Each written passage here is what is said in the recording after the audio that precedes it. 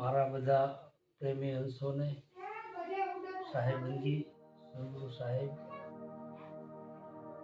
આપણે જે કાંઈ નિજ વિશે વાત કરવાની છે. પ્રથમ સાહેબ બોલ્યા છે નિજ વિશે કે ભાઈ તમે નિજ નામને જાણો.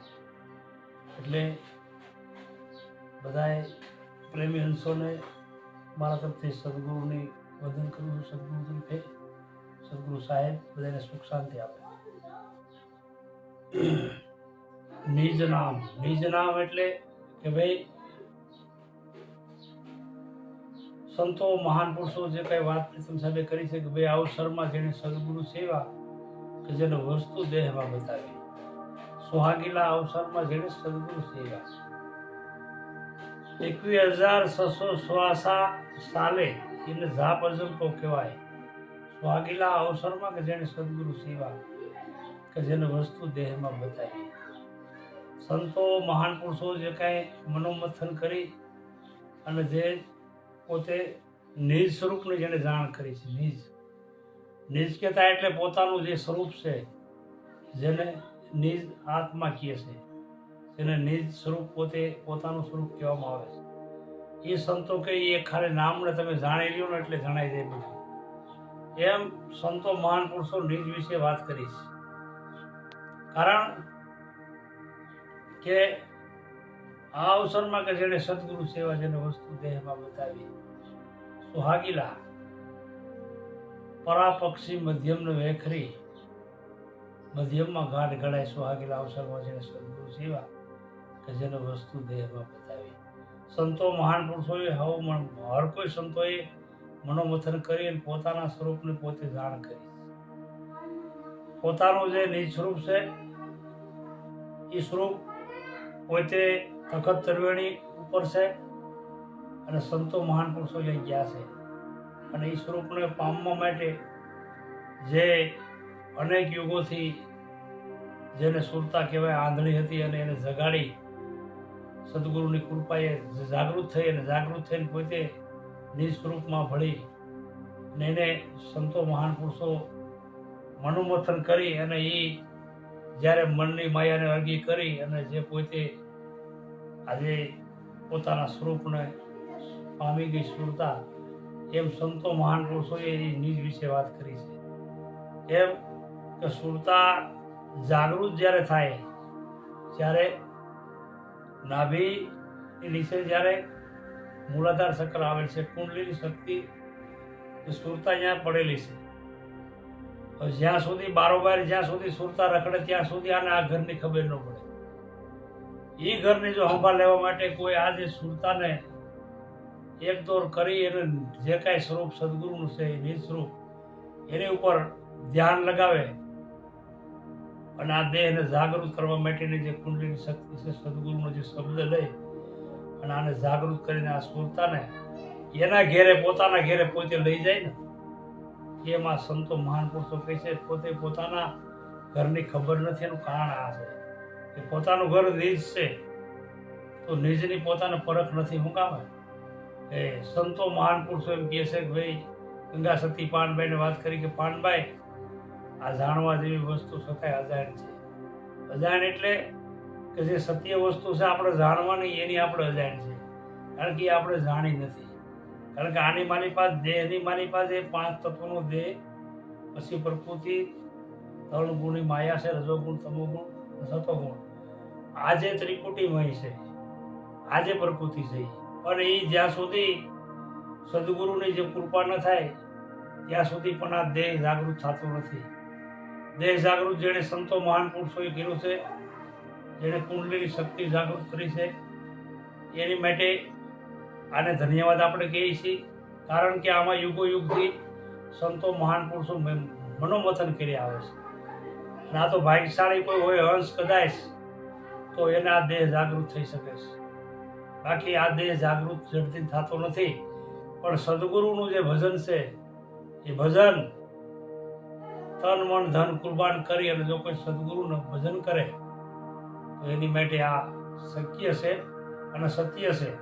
જે સ્વરૂપ પોતાનું પોતામાં રહેલું છે, જેને સંતો મહાન પુરુષો કહે છે હંસ કહે છે, નિજ સ્વરૂપ કહે છે, આત્મા કહે છે.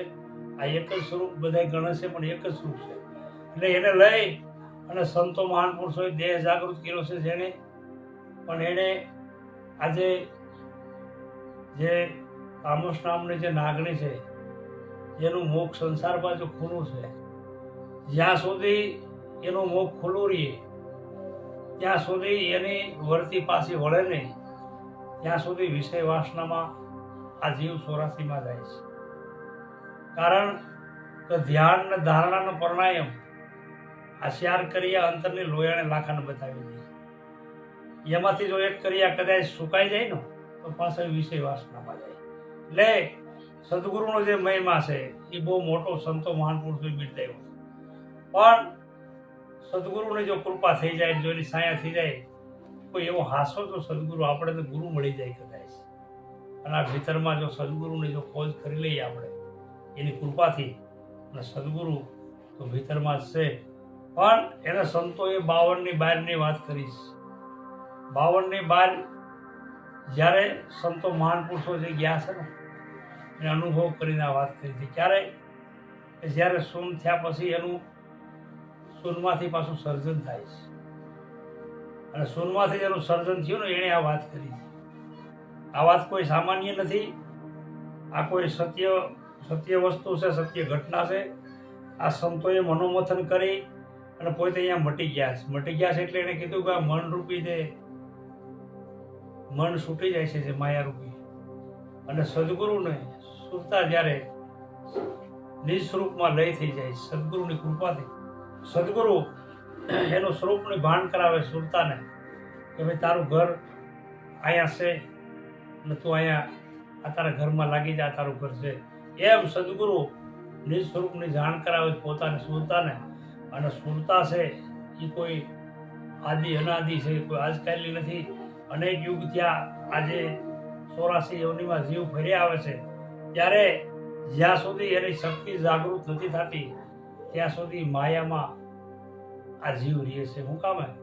જ્યાં સુધી એની આંટી જ્યાં સુધી ખુલતી નથી નો, કે જ્યારે ઝેર વખતે જ્યારે બંધ ન થાય એ વળતી કોઈની વાળી સંતો કે વળે નહીં. પણ જો આ વાળી વળતી વળે એટલે અમીરસ ધારા માટે વરહો. અમીરસ ધારા જે આપણા જે કણો છે, જે અંશો, જીવઅંશોની જે વાત સંતો મહાન પુરુષો કરી રહ્યા છે, અનેક મોતી જે ખરી રહ્યા છે, એ જો મોતીની ઉપર જે એની ધારા જ્યારે ખરે છે ત્યારે એ મોતી 10મે દુવારે સડે છે.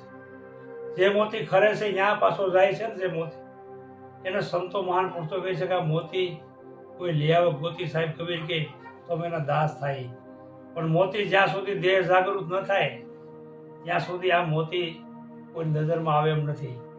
સંતો મહાન પુરુષોએ એની પાછળ શરીરમાં પોતે દેહથી વિદેહી કહેવાના સંતો મહાન પુરુષો. શું કામે?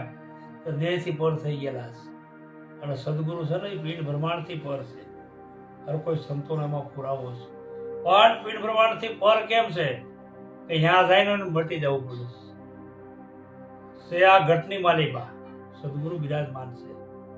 સદગુરુ સંતો મહાન પુરુષો કહે છે કે ભાઈ તું અંતર પડલે ખોલી, હૃદયમાં વસ્તુ છે અણમોલી. કેમ? આ હૃદય છે એ પ્રેમનું સ્થાન છે. પ્રેમ પ્રગટ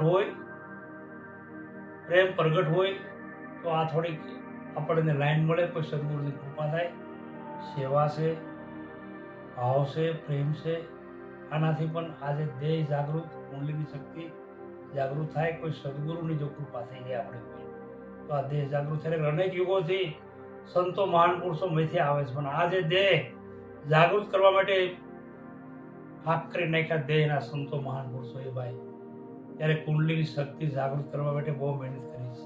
એટલે સાહેબ કબીર શું કહે છે કે કોઈ પૂંજતે શિવની શક્તિ, કોઈએ પીયુને જગાયા, ઉન ઘર કી કોઈ શાન સમજાવો, આ બ્રહ્મ કહા સે આયા. આને પામવા માટે સંતો મહાન પુરુષોએ મનોમથન બહુ કર્યું ભાઈ, અને મહેનત બહુ કરી. પણ જ્યાં સુધી એવા સદગુરુ આપણને મળે નહીં, સદગુરુ એક ભીતરમાં, સદગુરુ ભીતરમાં છે. અને એ ભીતરમાં સદગુરુ ક્યારે મળે? કે જો સાસવનો રસ્તો કોઈ આપણે ગુરુ બતાવે, એનો માર્ગ હાસો બતાવે, શબ્દરૂપી ગુરુ છે, પણ એનો જો માર્ગ હાસો જો મળી જાય તો આ સદગુરુની પ્રાપ્તિ થાય. તો એની માટે જીવન બાપાએ પુરાવો એક આપ્યો છે કે ભાઈ જા પજંપો સો ઘર નાહી, ચંદ્ર અને સુરતિયા પોસત નાહી, સૂક્ષ્મથી આ 100 ઘર જ આવે. સદગુરુનું જે ઘર છે ત્યાં સૂક્ષ્મ જ્યારે ખુલે ત્યારે એ ઘરના દર્શન પાવે. સુરતા ત્યાંથી જ આવે. સુરતા એક વર્તી છે. વર્તી જ્યાં સુધી વાળી વળે નહીં ને ત્યાં સુધી આ સુરતા જાગૃત થાય નહીં. સુરતા એને સંતોએ કીધી જે આપણી વર્તી છે ને, એટલે ખરી વર્તીમાં ખેલો સંતો મહાન પુરુષો શું કહે છે? ખરી વર્તી કેને કહેવાય? જેને વર્તી પાછી જેને વાળી લીધી એને ખરી વર્તી કહેવાય. બાકી જ્યાં સુધી સંસાર જે માયા છે એની બાજુ જ્યાં સુધી ઝેર ઓગતી જ્યાં સુધી આજે મુખમાંથી ન થાય ને વર્તી ત્યાં સુધી વર્તી વળી ન કહેવાય. અને સંસારથી એને વિષય વાસનાથી જે પર થઈ જાય ને એને પરસ કાંઈ કરતું નથી. અને સદગુરુની જેને કૃપા થાય ને આ કુંડલીની શક્તિ જાગૃત થાય છે. જ્યારે શક્રભેદ કે જ્યારે 9 શક્ર સંતો મહાન પુરુષો ગોરખનાથે વાત જે કરી છે શક્રભેદની, જ્યારે પેલું શક્ર મૂલાધાર આવે છે, મેન શક્ર આવે છે. હવે એ છે શક્ર જેને જાગૃત જેને કર્યું, કુંડલીની શક્તિ જાગૃત ત્યાંથી થાય છે. પણ જ્યાં સુધી આજે આપણો સુવાસો જે બહારનો હાલે છે ત્યાં સુધી એ જ્યારે કુંડલીની શક્તિને જાણ જ નથી. કારણ કે જ્યાં સુધી એનો શબ્દ સદગુરુનો ત્યાં ન લાગે ત્યાં સુધી એનું મુખ ફરતું નથી અને શક્તિ જાગૃત થતી નથી. કેમ કે વિષય વાસનામાંથી આ છૂટી નથી થતી. અને જો વિષય વાસનામાંથી જો છૂટી થઈ જાય ને તો આ પોતે શક્તિ છે ને સુરતા છે, એ સુરતા થઈ જાય ને સીધી લાગી જાય. ક્યાં લાગે કે જે નિજ સ્વરૂપ છે આપણું પોતાનું સદગુરુનું, ત્યાં લાગી જાય. સદગુરુ એની માટે હર કોઈ પ્રાણીમાં વસેલા છે. પ્રાણી આત્મામાં સદગુરુ મારો બિરાજમાન છે. પણ માણસને વિશ્વા ન હોય તો ભાઈ વિશ્વા હોય તો વિશ્વંભર છે, અને વિશ્વા ન હોય તો વિશ્વા ન હોય તો વિશ્વંભર નથી. એમ સદગુરુ છે એ પોતે આપણા દેહની માલિપા રહી અને એ દીદાર કરી રહ્યો છે. પણ આ કોઈને ફરક નથી આની. કારણ કે જ્યાં સુધી દેહ જાગૃત ન થાય ત્યાં સુધી આ શરીરની શુદ્ધિકરણ ન થાય, ત્યાં સુધી આ શરીરની જાગૃતતા ન આવે ત્યાં સુધી આ કોઈને અંતર્મુખ સમજાતું નથી. કેમ કે જ્યારે આ કાન છે એ ભાઈ જે બહારનું સાંભળી રહ્યા છે એ કાન એ સંભળાય નહીં. આખું છે તો એ આખું આ આખું એ જોવાતું નથી. કેમ કે આના ડબલ ચક્ષુ બતાવ્યા સંતો મહાન પુરુષો કે જ્યારે દિવ્ય દ્રષ્ટિ છે અંદર જ્યારે ખુલે ને ત્યારે આ સદગુરુના દર્શન થાય. કારણ કે આંખે દર્શન થાય એમ નથી. આ તો બહારનું જોવે છે, બહારનું જોઈ સાંભળાની આંખ છે. ઓલી દિવ્ય દ્રષ્ટિ જેને સંતો મહાન પુરુષે કીધી. મહાદેવ જ્યારે પોતે ત્રિનેત્ર જેને કહેવામાં આવે છે, ખોયલું ત્રીજી આંખ એને કહેવામાં આવે છે. આ બે આંખો બંધ થાય ને એટલે ત્રીજું સૂક્ષ્મ ખુલે. એ ત્રીજી આંખ સંતોએ કીધી છે. એમ ત્રિનેત્ર ખોલ્યા પછી કામનો નાશ થાય છે. એમ જ્યાં સુધી આજે વર્તી આપણે વળે નહીં ત્યાં સુધી કામ, ક્રોધ, લોભ, મોહ, માયા આ છૂટતી નથી. આ વાસનામાં જીવ 84 એવની ફરે છે. કોઈ જો સદગુરુની કૃપા થઈ જાય, મારા સાહેબની કૃપા થઈ જાય, જો કદાચ કોઈ સદગુરુનો જો પંજો પડી જાય તો આ દેહ જાગૃત થાય. દેહ જાગૃત થાય એટલે એ પોતાનું નિજ સ્વરૂપની પોતે જાણ થાય. આવી સદગુરુની કૃપાથી હું સૌને વંદન કરું છું. જય સાહેબ બંદગી, સદગુરુ સાહેબ, સતનામ સાહેબ.